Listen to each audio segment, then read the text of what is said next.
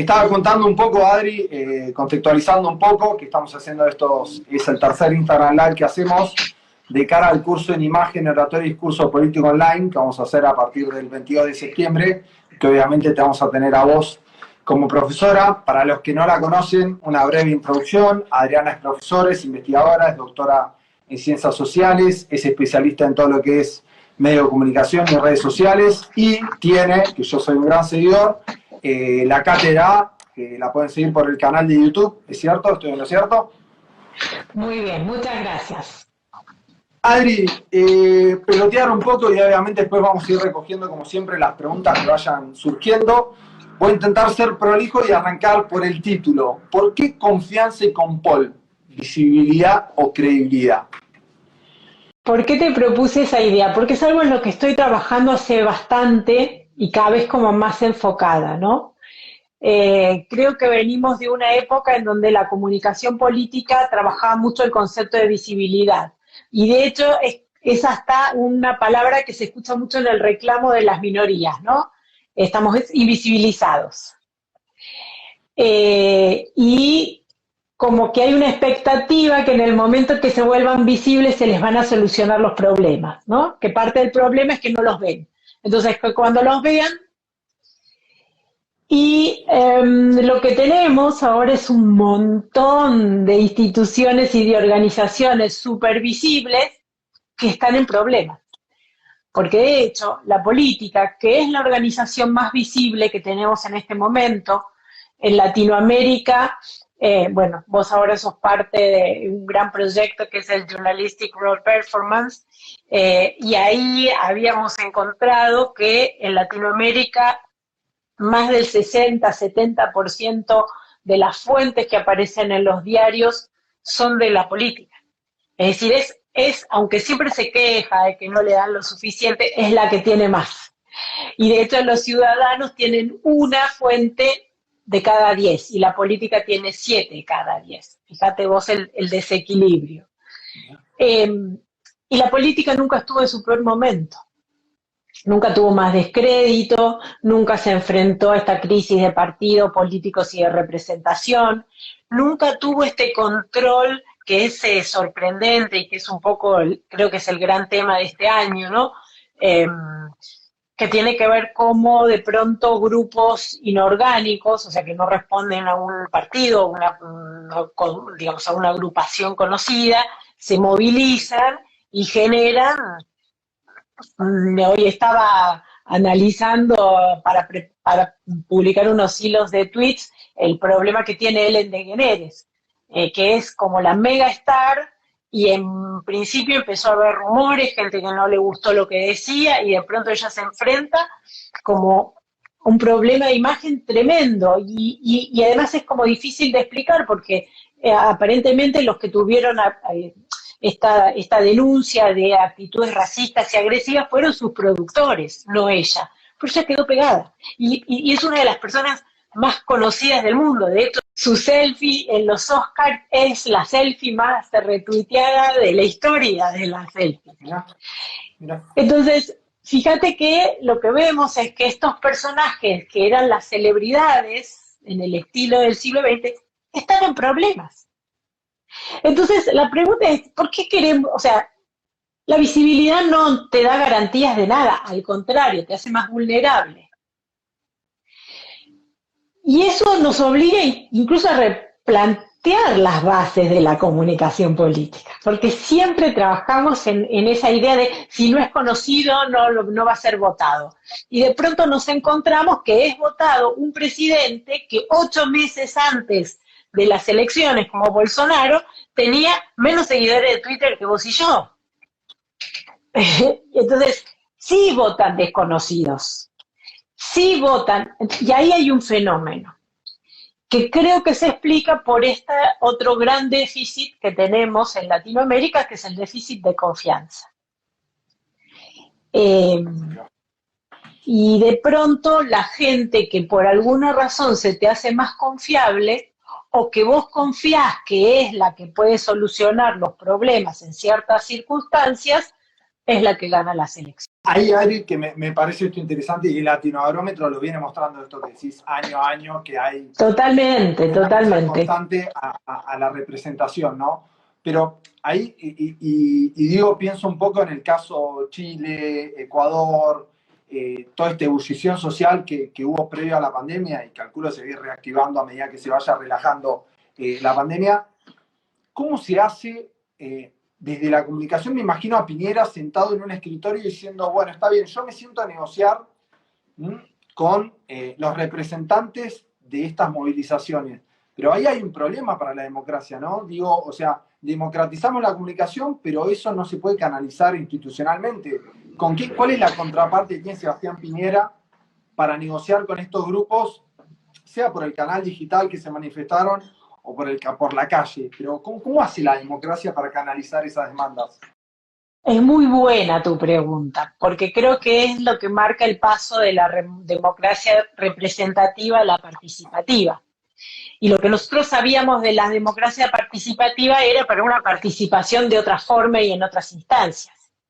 La democracia participativa del siglo XXI está por escribirse, porque hoy se canaliza muy torpemente, ¿no? De hecho, estamos viendo que esta cultura que te decía de la cancelación, ¿no? Que de pronto la gente dice, ah, no me gusta esto, y hacemos un boicot y hagamos cosas, ¿no?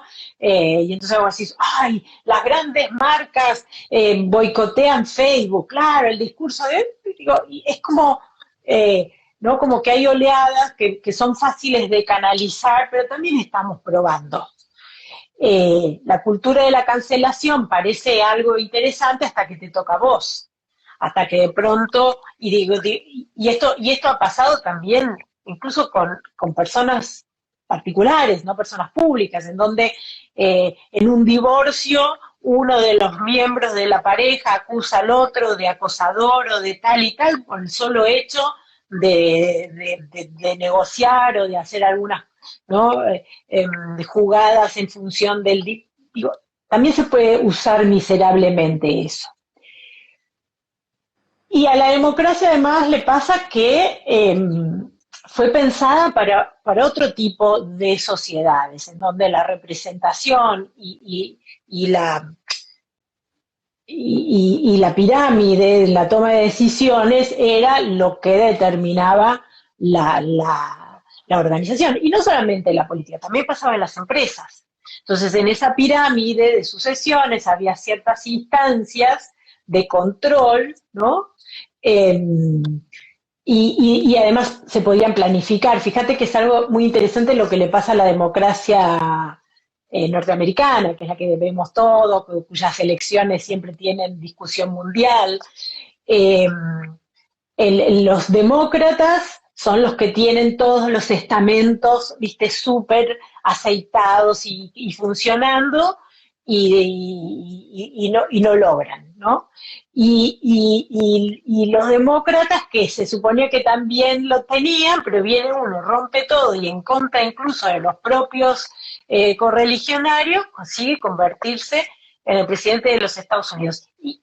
Digamos, con todos los factores que nosotros aconsejamos en las clases de comunicación política en contra, con la prensa en contra, con el contexto mundial en contra, con denuncias, o sea, es como en el viejo manual de crisis, porque también ahí hay que plantearnos en un mundo donde no hay previsiones y el 2020 es hermoso para pensar eso.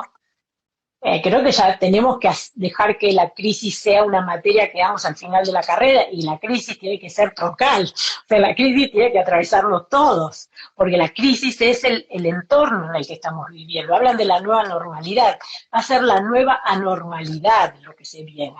Eso me freno en eso, que me parece interesante ahí que pasaste, y sé que es algo que elaborás bastante, que es el tema de la sobreinformación o de la saturación de información, ahora llamado infodemia. ¿Cómo juega eso también, digo, en la proyección de los líderes, ¿no? O sea, el tema de, no sé, los bots, los trolls, o sea, estas cosas que, digo, siempre aclaro porque a veces la gente piensa en lo mismo, ¿no? Los bots, las respuestas automáticas, programadas, los trolls, desde el anonimato las personas, ¿cómo juega eso en la configuración de un liderazgo hoy en día? Porque lo que empieza a pasar es que los líderes no solamente tienen que lidiar contra sus adversarios políticos, contra los medios de comunicación, sino hasta incluso con algoritmos, con máquinas. O sea, ¿cómo juega eso? Sí. ¿Vos cómo lo ves desde el campo digital, este fenómeno? Yo creo que estamos en una política de dos velocidades. A ver. En la velocidad de la sociedad van en quinta, van con la caja ya, ¿no? Y de pronto encontramos que todos los años tenemos uno o dos fenómenos que todo el mundo dice, ¿y esto dónde fue? ¿No? O sea, desde la chiquita esta nórdica con el calentamiento global hasta las marchas que vos mencionaste. Esa es la sociedad yendo en quinta. Y la política y timorata, viste, va en primera, a ver, ¿no? Y incluso a ver si arranca o no arranca. En esa velocidad, ¿no? Es casi la velocidad de una cortadora de pasto, ¿viste? Las máquinas. ¿Viste que las cortadoras de pasto, esas que son los tractorcitos, van a esa velocidad? Y en esa velocidad está todo eso que vos nombrás. Está la desinformación, los medios, pero están en el pasto, o sea, no salen del jardín. En el medio, y te cito el 9 de julio, el 8 de julio yo escuchaba sistemáticamente todos los medios diciendo, ¡ay, banderazo! Ja, ja, ja, ja, todos, unánimemente. La propia política, incluso los propios del partido que podría beneficiarse de ese movimiento, ni siquiera suscribió, porque dice, esto va a ser un papelón, porque de hecho había habido previos cacerolazos frustrados. Pero cuando vos no tenés un partido o no tenés una organización, el fracaso es parte del juego. Uy, no nos salió. Bueno, listo, armemos uno para el 9 de julio. Y ahora van a armar uno para el 17 de agosto, y por ahí no sale. Pero lo que es desconcertante es que a nadie le importa, porque es casi lo que decía aquella obra de teatro del siglo de oro, fue Vejuna. Digamos, se organizaban para derrocar al comendador y cuando venían las autoridades decían quién mató el comendador, todo decía Fuentevejuna, todos a una. Y creo que pasa algo parecido, digo, también lo vemos que en todas instancias de la historia aparece esta lógica en donde la sociedad se desacopla de la velocidad. Entonces, claro, nosotros que estamos con el tractorcito cortando el pasto, nosotros somos los proveedores de los que cortan el pasto, nos juntamos a hablar, a decir que es ¡ay, qué barbaridad! Los trolls. Yo agradezco no haber puesto ese título en un paper mío, porque en 10 años se van a reír de nosotros tremendamente. ¿Pero por qué? Porque estamos en el jardín. Entonces, cuando empiezan estas otras cosas que no son subsidiarias a ninguna de las organizaciones o instituciones que conocíamos, y es obvio. ¿Por qué? Porque no le creen. Porque si no le creen a la política, no es que van con un partido, van con otro partido. No le creen a la política. Si no creen en los medios, aunque los medios estén llenos de información falsa, no están para leerla. Nadie lee nada. Entonces, puede haber, o sea, no es que no existan los trolls. Ahora, ¿a quién le impactan? ¿A quién le impactan las noticias falsas? Porque lo que estamos viendo, que es interesante, que los comportamientos problemáticos en las cuarentenas no son de las noticias falsas. O sea, la cantidad de gente que comió ajo para cuidarse del COVID es nula. Circuló esa noticia falsa, pero ¿cuántos cayeron en esa? Lo que estamos viendo es que el problema de las cuarentenas o el problema de la COVID es otro, que no la podés linkear en todas esas noticias que estuviste desmintiendo, que sí, que eran falsas, pero el problema es, o sea, yo estoy viendo fact-checkers chequeando memes. Pues, chicos, no entendieron nada, es un meme. O sea, la meme que viene en el formato meme, no hay nada que chequear. ¿Entendés? O sea, y ahí es donde te digo, mientras pasa algo y la gente se hace unos memes espectaculares porque ha sido lo mejor de la pandemia, lo mejor de la pandemia, los morochos del ataúd son lo que recordaremos del 2020. Fíjate, todos tratando de generarle miedo a la gente. ¿Qué hicieron? Los pusieron a los morochos en el ataúd. Cada uno me dice que la sociedad está vital. O sea, ¿entendés que ahí te das cuenta que va, viste, ¿vieron? Vayan, por favor, dejando ahí preguntas para Adriana, por favor. Adri, otro tema que el otro día lo hablamos con Fede Ray Lennon y que es algo que la academia le va poniendo estos conceptos, pero el tema del paso del storytelling al story doing, ¿no? Esto de narrar con palabras a narrar con hechos. Digo, como fuente de credibilidad. ¿Cómo ves esto? ¿Cómo lo viste en el manejo de la comunicación de crisis a lo largo y ancho del mundo?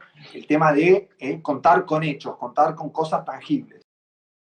Mira, esa idea la tenía Joan Costa cuando yo empecé a estudiar esto. Y él, de hecho, tenía un libro que se llama La comunicación es acción. Es eso. Después le ponemos story doing, story making, lo que quieras, pero es la acción. Y yo creo que perdimos mucho tiempo en el plano simbólico. Y lo que nos pasó es que justamente en la medida que pierde ascendente la prensa, pierde ascendente la información, pierde ascendente porque es tangible. En el último informe del Reuters Institute, solo 3 de cada 10 personas dicen creer en las noticias. Y esos 3 que creen y las consumen son incluso los mejor preparados para, digo, porque son, digamos, los informados de alta intensidad. Entonces creo que los hechos son lo que vale. Entonces vos podés estar diciendo en una publicidad lo que quieras, pero es ese ruido que lo tenés, ¿no? Y tenés incapacidad de gestos. Ahora, lo que vemos, que lo que viste se superponderó era el liderazgo femenino, que también fue medio un blef de la prensa, eso no es que hubo un liderazgo femenino. Lo que pasa es que suele pasar que las mujeres, que son más novatas en la esfera pública, no tienen tantas prevenciones ni obligaciones como tiene el político, ¿no?, más consolidado. Entonces de pronto ves que la líder de Taiwán, de Islandia, de Noruega, hicieron cosas diferentes. Hicieron cosas, ¿no? Pero no creo que haya sido porque son mujeres, creo que porque son nuevas en la política. O sea, creo que tiene más que ver con la poca con la poca dependencia del aparato político y de su cumplimiento y de su boato, ¿no? Y esas creo que han hecho, hay acción de, sin ir más lejos, cuando Angela Merkel en abril dijo el 80% nos vamos a contagiar, dije, ay, qué barbaridad, pero ¿cómo es? ¿Quién se animaba a decir eso? Ahora fíjate que a esto de la confiabilidad queda claro que vos vas a confiar en aquel que te dijo lo que después resultó. Adri, saturación de información, infodemia, como queramos llamarlo. Ahora, frente a esa constante circulación de mensajes, de los medios, de la ciudadanía, todo, también emerge algo que aborda la escasez, ¿no? Que es este tema que se viene hace rato diciendo, el tema de la economía de la atención, ¿no? Que la atención empieza a ser un bien escaso, ¿no? La información que tenemos es infinita, pero el disco rígido, la torre de control que tenemos es finita. ¿Cómo lo ves esto en cuanto a la política? Y hoy creo que lo marcás y era interesante, de que los que estamos en el jardín pensamos que están todos esperando nuestro tweet, nuestro post, pero afuera la gente está en otra sintonía totalmente diferente. De hecho, se ríen de los que estamos en el jardín, como decíamos recién, a través del medio. Sí, yo estoy en el mundo. Bueno, de hecho, fíjate que el gran aviso que fue polémico la semana pasada, donde el aviso oficial, donde mostraba un tipo intubado, yo veía que estaban todos, me llamaban para preguntar qué opinás, qué no opinás. Entré al canal de YouTube, tenía 600 vistas, casi las vistas que tiene mi canal, que no lo ve nadie. O sea, y se supone que era el video del que estaba discutiendo el país. No lo vi, no lo estaba buscando nadie. En cambio, el video del chikungunya, el mismo aviso en el mismo canal, tenía 3 millones de vistas. Porque una cosa es decir, ¿qué hago? Chikungunya, ¿qué es esto? ¿Qué hago? Entonces tenés un aviso que te dice, esto es esto, y otro que te cuenta la poética de la muerte y de la resurrección. Además, lo menos, ¿no? Quiero poner. Y vos fíjate el informe este que hace We Are Social y Hootsuite, eh, analizaron ya a qué dedicamos el tiempo en la pandemia, encontraron que más o menos aumentó un 30% el tiempo que le dedicamos a las redes sociales, que porcentaje que se duplicó en los de menos de 24 años, o sea, los de menos de 24 años le dedicaron 60%, incrementaron un 60% su consumo de Internet y de redes sociales. Ahora, cuando vos le preguntás, ¿qué hiciste en redes sociales? Películas, memes y tutoriales. Primeros. Después lejos vienen series, pero las que más que las series de Netflix se veían las viejas series, ¿viste? El Friends, o sea, volver a ver Friends, Mad Men, ¿no? Volver a recuperar los momentos en los que fuimos felices, en un momento de inquietud, es casi obvio. Lejos los espectáculos deportivos, lejos los streaming de los artistas, o sea, las celebridades, los personajes que nosotros considerábamos que eran los centrales y los que quería llevar para la campaña. Memes, la tercera actividad de dedicación en redes sociales.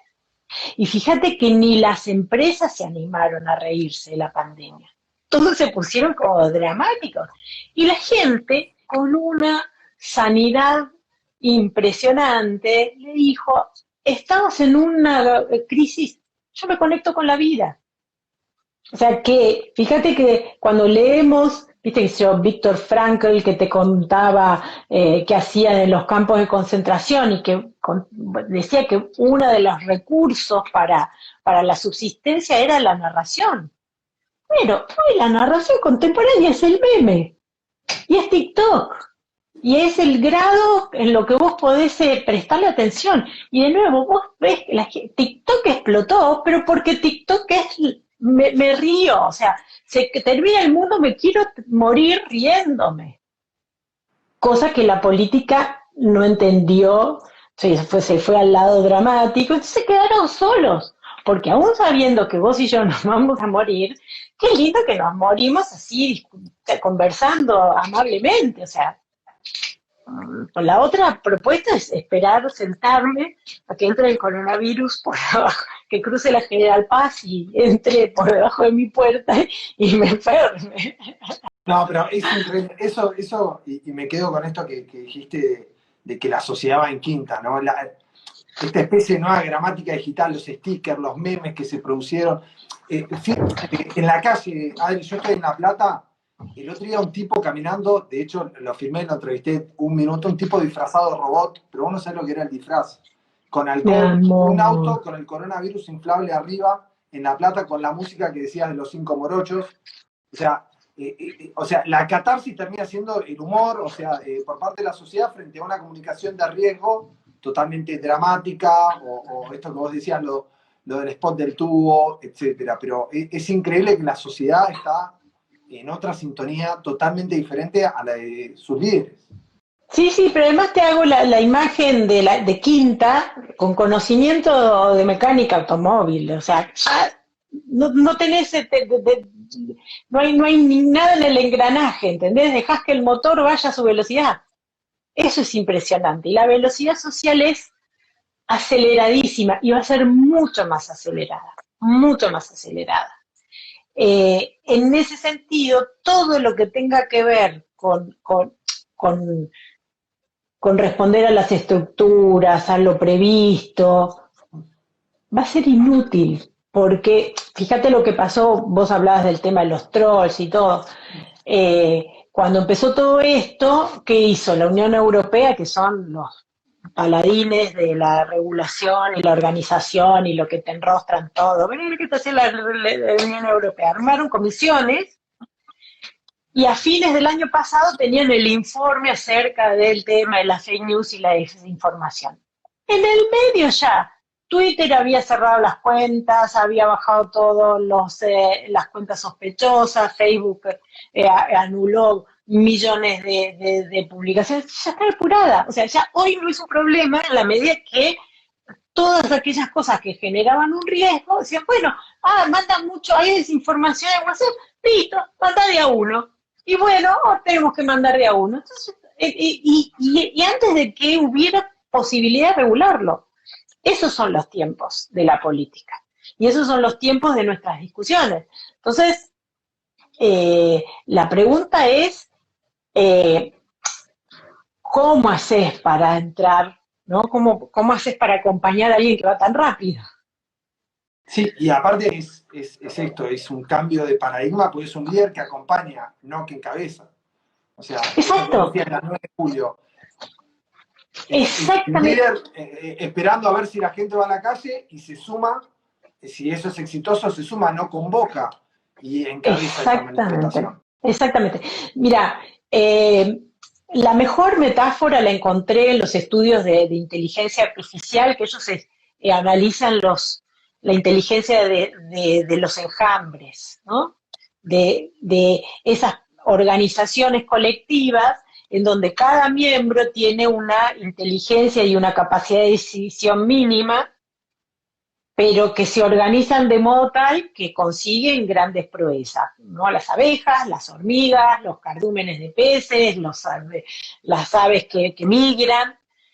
Y lo que confirman, y hay muchísimos estudios de esto, es que son organizaciones que carecen de líder y en donde todos se coordinan con los 6 o 7 de las inmediaciones. Para empezar, Blanca pregunta, que es una alumna que tuviste el año pasado en el posgrado en Comunicación Política, pregunta si hay falta de creatividad tanto de los medios de comunicación y de la comunicación gubernamental. Yo creo que hay exceso de creatividad, hay falta de escucha.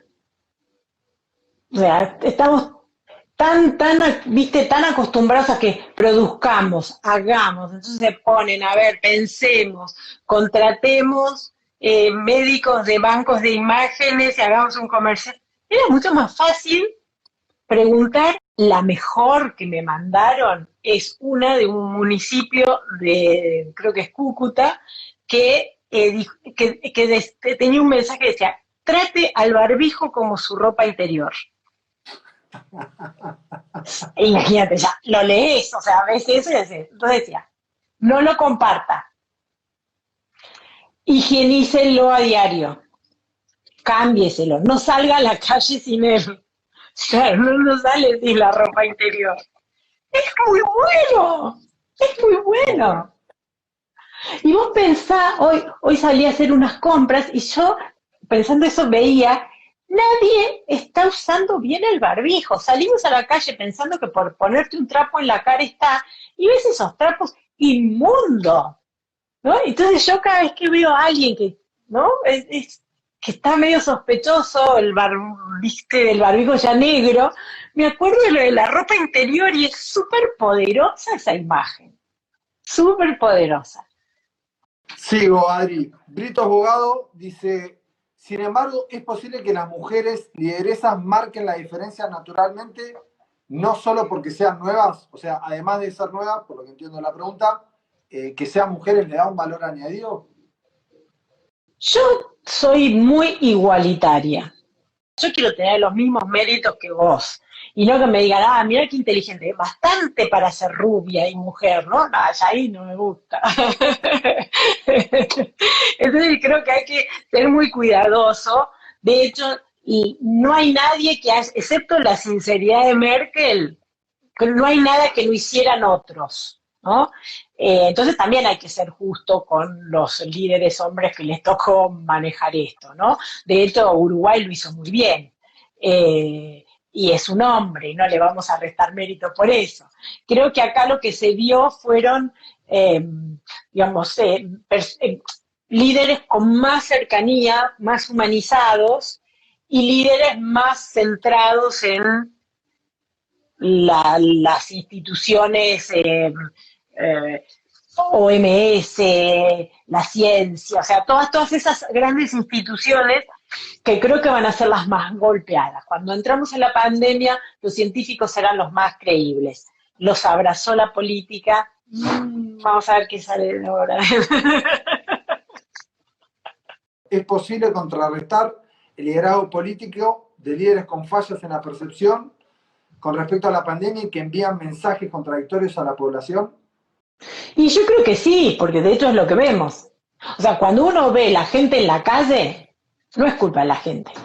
En el sentido de, o sea, hay algo que no entendimos entre la necesidad, porque nadie quiere enfermarse.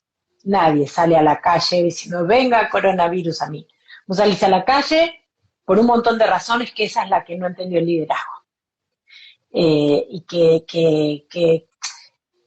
creo que incluso no entendió comportamientos vitales, ¿no? De hecho, quizás estamos viendo un formato de nuevo, vamos a hablar de Colombia, que está lejos, entonces así nadie se enoja, ¿no? Uno veía los avisos que también se ven los de acá, o sea, te hacen avisos publicitarios con unos hospitales que son, viste, de alta complejidad. Chicos, ustedes fueron un hospital de José León Suárez, o sea, y en ese sentido es que, y tampoco es que, bueno, cada tanto pongo a alguien que parece sencillo en un aviso. Eso también es insultante. Creo que tiene que ver con cómo te comunicas o no, o qué haces. Hoy veía un programa de la TV pública que decía, vamos a enseñar a hacer tortilla, y si es un alimento que está en la canasta básica y en la tarjeta alimentar. Dije, estos chicos no entienden, para freír una tortilla te come media garrafa. O sea, no es una comida que se pueda hacer pero entendés que de nuevo son esas dos velocidades. Sí, el desfasaje. Dice Olga, que es otra alumna del programa de Comunicación Política, dice, ¿qué pasa con los políticos que apelan al miedo y no al cuidado? ¿Miedo es inseguridad? ¿Cuidado es acompañamiento? Yo había hablado en un tuit con el que conversé mucho, de que generalmente las indicaciones emanadas del poder tienen como tres etapas, ¿no? Que la primera es la autoridad, la legitimidad que te da, ¿no? La autoridad que puede ser la autoridad científica o la autoridad política. Después recurrís al uso de la fuerza, y cuando te falló el uso de la fuerza, bueno, ahí vas al miedo, ¿no? Como el miedo es la última instancia. Pero cuando vos empezás por el miedo, ahora vemos que van por el uso de la fuerza. Pero la legitimidad no aparece porque ya te la salteaste. Entonces, creo que fue, digamos, el miedo sirve para una instancia, pero el miedo, el ser humano se acomoda muy rápidamente al miedo. Cualquiera de nosotros que haya tenido un evento, un susto o un evento traumático, sabe que en el momento, que el mismo miedo te da unas herramientas y una valentía que vos no tenías, con lo cual es hasta contraproducente, porque de hecho vos insuflás miedo y la gente se pone temeraria, porque tiene que salir a capear el miedo. Entonces, si vos querías cuidado, el cuidado no es la contracara del miedo. La contracara del miedo es la valentía. Entonces es ahí que encontraste una sociedad que te está desafiando, que no cumple las indicaciones. El cuidado incluso pasa por otras cuestiones como más básicas, que son también muy difíciles de transmitir en un país que por definición no acepta las reglas. Entonces vos podés establecer en Alemania distanciamiento social y vos veías que toda la gente estaba separada, porque en Alemania de hecho no te empujan adentro de un colectivo. porque no, el contacto físico no está bien visto. Pero ¿cómo vos le decís a un montón de gente que no tiene ideas de proxémica que tiene que guardar distancia social? Cuando nosotros íbamos a la escuela, nos hacían tomar distancia y en algún momento decían, ah, claro, esto es un resabio de los militares, y todo, y se sacó eso. Eh, pero tiene que ver con esta lógica de entender cuál es, ¿no? Y de hecho leía un estudio que hablaba que en la Argentina somos los que tenemos la distancia social más cortita, ¿no? Admitimos hasta 30 centímetros, mientras hay países que de movida no te admiten más de 1 metro cuando vos te contactás o te paras al lado de una persona. Bueno, eso es un problema. Nosotros decíamos que era porque éramos cariñosos. Bueno, es otro, pero bueno, es otro tema. Ernesto dice, la contradicción en la palabra parece no tener demasiado castigo social. ¿Es esa su percepción? ¿Que podemos decir una cosa y mañana otra? ¿Qué pasa? Sí, porque no te están escuchando, porque vos estás hablando en el jardincito subido al tractorcito cortando el pasto. Y la gente se dio 2 vueltas a Disney World, ¿viste? Cuando vos estabas diciendo, claro, entonces dieron 2 vueltas y vos estabas diciendo otra cosa y a nadie le importa. Y la gente va y busca el Twitter y la contradicción. No hay nadie escuchando. No hay nadie escuchando hasta que entendamos eso. Por eso lo que vos decías de la economía de la atención es vital. ¿Cómo hacemos para que no se escuchen? Yo no creo que el gobierno tenga que empezar a hacer memes. Sí tiene que empezar a prestar atención a lo que dicen los memes. Lo mismo los medios. Si ahí tenés una encuesta social, digo, si hay alguien pudiera traducir esos memes en tendencias, decir, no, mira, ¿sabes qué? Se están riendo, vos, no hagas más esto. No hagas más PowerPoint, se ríen todo el mundo de los PowerPoint, ¿no? Y en cambio, los que están en el pastito, eso, qué bien, qué profesor. ¿Pero qué? Digo, los profesores que hacemos PowerPoint somos unos plomos, ya lo sabemos. Mal.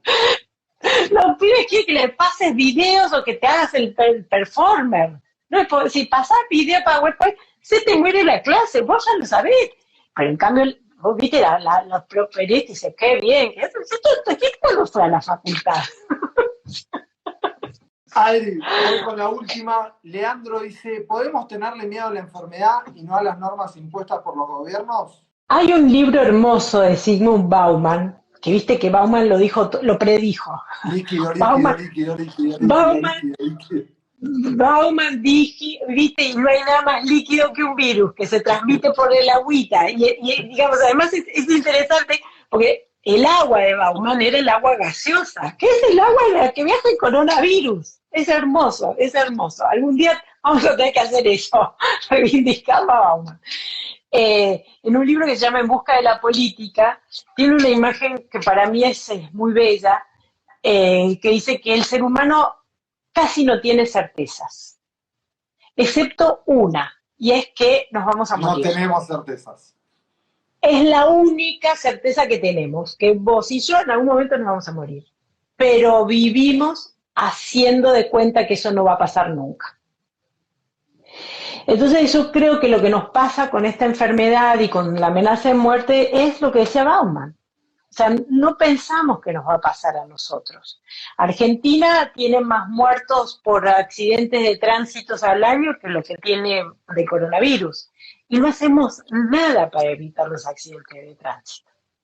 Seguimos consumiendo alcohol, conduciendo a altísima velocidad, no revisando los autos. O sea, todo lo que nos dice que tenemos que hacer, no lo hacemos. Y de hecho, la comunicación de riesgo es poca, para todo el tema de seguridad vial es muy poca. Porque cuando vos vas al auto y decís yo manejo bien, y eso también está súper estudiado, la gente cree que maneja bien. Y a su vez dice, todo el mundo maneja peor. ¿Viste? Es esa lógica del tercero, ¿no? De la ignorancia, ahora no me acuerdo el nombre exacto, ya se me va a salir, ¿no? Que es decir, el 80% maneja mal, pero yo manejo bien. Y todos dicen que manejan bien. Entonces, ¿dónde está el 80% que maneja mal? Creo que tiene que ver con esa percepción, ¿no? de la tercera persona, en donde él se va a morir, él se va a contagiar, yo no. Eh, y creo que esa es la falla de la comunicación. Y creo, humildemente, que también estamos ahora poniendo mucha expectativa en la vacuna. ¿Sabes cuántas personas se vacunaron en Buenos Aires contra la gripe, aún en el medio de la pandemia? 250.000 personas, o sea, poco más del 10% de la población de Buenos Aires. ¿Qué nos hace pensar que la gente va a salir a ponerse una vacuna experimental? O sea, esta cosa que dice, no, ahora cuando venga la vacuna hay que ver si la gente se la quiere dar o prefiere tomar el riesgo de enfermarse. Y en ese sentido es exactamente equivalente, porque vos podés decir, bueno, si la gente se accidenta los fines de semana porque consume alcohol, también faltan camas en las emergencias, también hay picos de crisis en las emergencias y también afecta al Estado que vos te quieras matar en el accidente de auto. Pero no hemos logrado cambiar ese hábito. Entonces, creo que también tenemos que hacer un sinceramiento de cómo vamos a convivir con esto, que ya no hay margen para estas grandes medidas, que hoy ya tenemos datos en donde vemos que países que hicieron lo mismo obtuvieron distintos resultados, con lo cual vendrá ahora toda una revisión de las medidas tomadas, toda una rendición de cuentas, y creo que esa va a ser parte de la nueva anormalidad, que la rendición de cuentas va a ser mucho más instantánea que la de esperar a los próximos 2 años para castigar en las urnas, como se suponía. Y que tiene que ver con una crisis de legitimidad, con una crisis de una sociedad que está esperando otras cosas. Creo que en un punto la política se cuidó mucho más que lo que cuidó a la sociedad. Y eso la sociedad lo va a reclamar en algún momento. Adri, para cerrar, que siempre le pedimos una serie, documental, película que recomiendes de Compol y un libro que recomiendes. Aparte que recomendamos en YouTube el Cátedra. Cátedra, sí, suscríbanse porque si no el algoritmo no me registra, no existo, hasta que tenga una cantidad de suscriptores no existo para YouTube. Entren al jardín. No, salgan del jardín, salgan. Vénganse a Disneylandia. El libro indiscutible es The Game, que es el libro de Alessandro Barico, imprescindible. No salgan al mundo sin leer The Game, es así el título en inglés. Barico es un literato, es fabuloso. Y series. Estaba por recomendar. Mira, le voy a recomendar algo así como para el último documental de Beyoncé que está en Netflix. Es lo último, no es porque se me ocurre. Creo que va a ser el último de los grandes recitales. Perfecto. Entonces, recordemos el momento en que teníamos a Beyoncé con 200 personas en escena.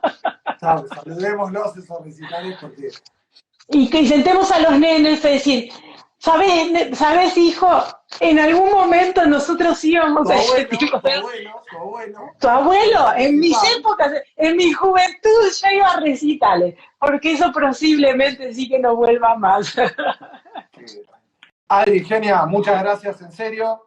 Te vamos a estar, obviamente, viendo de nuevo en el curso online de oratoria y curso político de la UCA. Como siempre, muy rico todo. Te mando un abrazo grande y muchísimas gracias, en serio, por este rato. No, el placer es mío de pasar este ratito. Bueno, viéndote, que hace tanto que no vemos a seres humanos. Abrazo grande, Adri. Chao, gracias a todos por esos comentarios divinos. Ahí veo que el comunicador ya lo escribió a The Game de Barico. Excelente, genio.